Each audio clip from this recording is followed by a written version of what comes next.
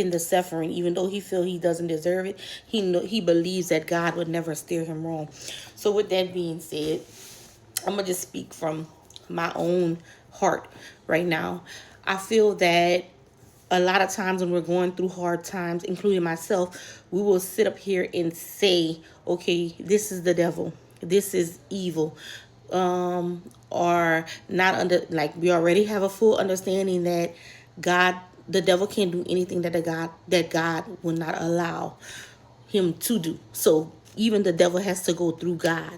But not being knowledgeable of this and not having knowing your word and getting in the Bible and understanding that, you will sit here and think that you might start questioning God and wondering, like, God, why are you letting this happen to me?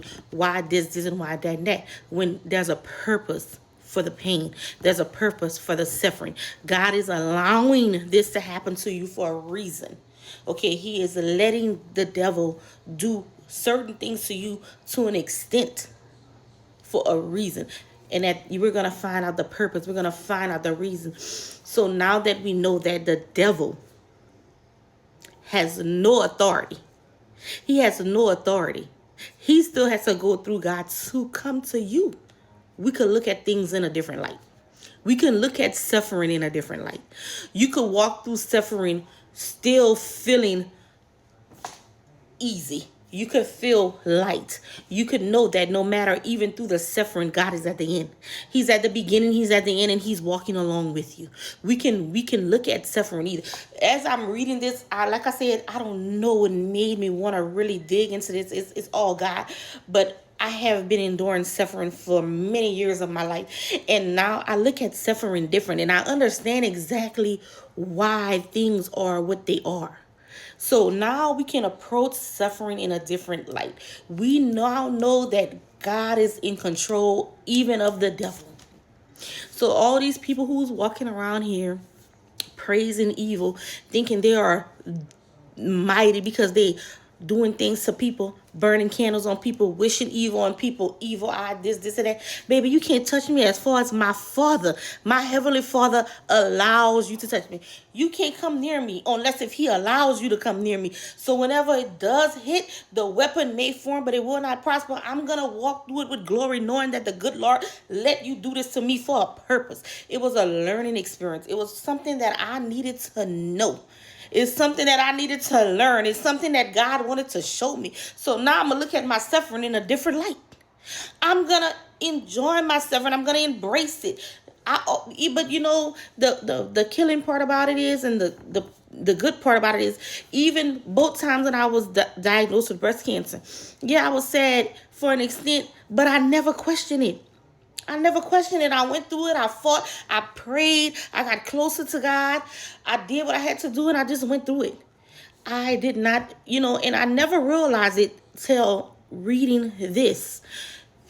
All of my suffering, I just went through it. I prayed. I never let go of God. Just know this. No one can touch you as far as God allows them to touch you. And basically, that's the story. And it is okay to question God, but just never despise him, never curse him, never get away from him. And like, we know that Job and his family lived a unsinful life. They lived a life of God. As I read through the chapters, I got a good bit of chapters left to figure out exactly, what was the real root cause. Even if God may not even tell us what was the root cause for Job to endure this, or maybe he already did, because maybe the root cause was for someone like me and whoever's watching this video to understand that suffering is all a part of God's purpose. You gotta suffer as well. He didn't say because you believe in him you won't endure any pain. He did say he's never going to leave you through the pain. So they have this little thing in my Bible, because I have the women's Bible, y'all, and it's very, very good. So it says, the purpose of pruning is to improve the quality of the roses, not to hurt the bush. The purpose of pruning is to improve the quality of the roses, not to hurt the bush. What I get from that is, when God is making you suffer, he might be wanting to remove things. If he's removing things, let it go, let it go, let it go. Don't fight God. You know when things need to be removed. You're going to get several signs. But sometimes we just don't want to let that go. We just want to keep that. But God is saying that got to go. He's not trying to ruin the bush. He's not trying to ruin the bush and you're the bush. Okay, so just remember those things, y'all. I hope that this all made sense. I'm very excited to read this and really learn this on my own. I'm just thankful that I was brought to this part of the Bible, and truly trying to get a true understanding. And I know everything is done for a reason and for a purpose, and I'm really starting to understand exactly why I was brought to Job.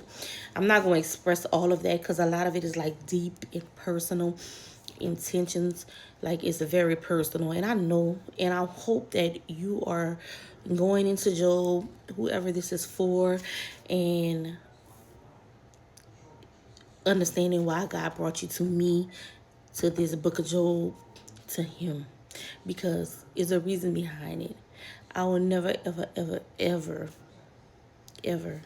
question suffering, because it's all part of God's plan. Thank y'all and have a wonderful day.